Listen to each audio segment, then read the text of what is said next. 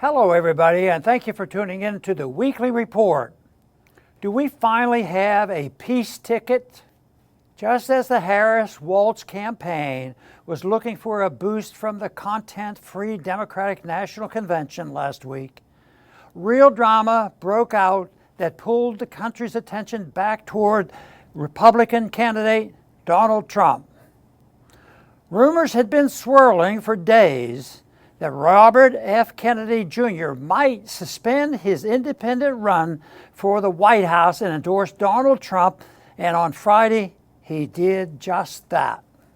In his powerful speech explaining the decision, RFK Jr. made it clear that suspending his run was difficult, as was leaving a Democratic Party that has been almost synonymous with the name Kennedy for many decades.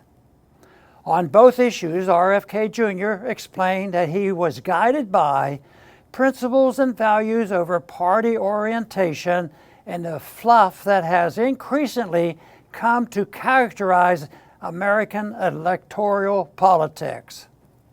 It seems the more polarized much of the American society becomes over which political party they support, the more the rest of us continue to see less and less difference between the two when it comes to actual policy. Both parties support the warfare welfare state. Both pursue policies leading to poverty and war instead of peace and prosperity. Both are deluded into believing that the Federal Reserve can effectively manage the economy while we amass unimaginable levels of debt. Americans are seeking authenticity and politicians who put principles above political parties, and that is exactly what RFK Jr. did last Friday. In his speech at the Trump rally, RFK served up severe criticism of the Democrats for their embrace of endless war. He said, "Judging by the bellicose, belligerent speech last night in Chicago, we can assume that President Harris will be an enthusiastic advocate of this and other neocon military adventures.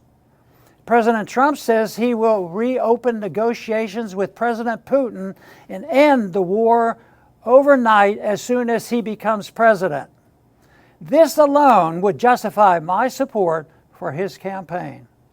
It was a well-aimed blow at the Biden-Harris administration, which pretends to be seeking peace while pouring gasoline on the numerous conflicts overseas. Alexandria Ocasio-Cortez claimed in her speech to the DNC that the Vice President Harris is working tirelessly toward a ceasefire in Gaza, literally as the Biden-Harris administration announced another huge shipment of bombs to be used by the Israeli military to kill more Palestinians. What can we hope for in RFK Jr.'s bold move? For one, we should hope that coming out in favor of principles instead of hollow party identification can reduce the power of political parties altogether. Already in the Republican Party, we are seeing a new guard emerge that is ready to break with the tired neocon stranglehold on the party.